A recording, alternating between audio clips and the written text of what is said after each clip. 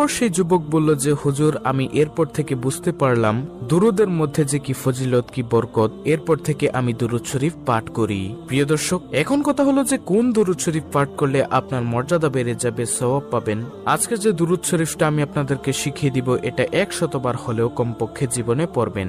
যদি পারেন প্রতিদিন পড়বেন, যদি না পারেন আপনার যখনই মনে চাইবে তখনই এই দুরুদ শরীফটা পড়বেন। প্রিয় দর্শক, আর সেই দুরুদ শরীফটা হলো আল্লাহুম্মা সাল্লি আলা মুহাম্মদ কুল্লামা যাকারাহুয যাকিরুন ওয়া কুল্লামা গাফালা আন যিকরিহিল গাফিলুন।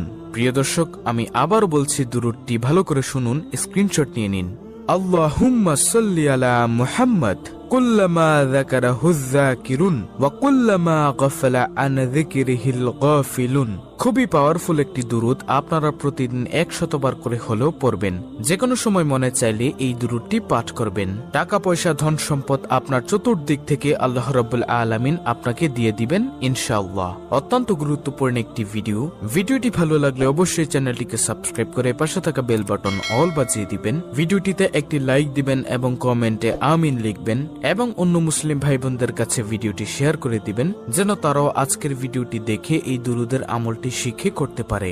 আল্লাহ রাব্বুল আলামিন আমাদের সকলকে এই দুরুদের আমল নিয়মিত করার তৌফিক দান করুন। আমিন।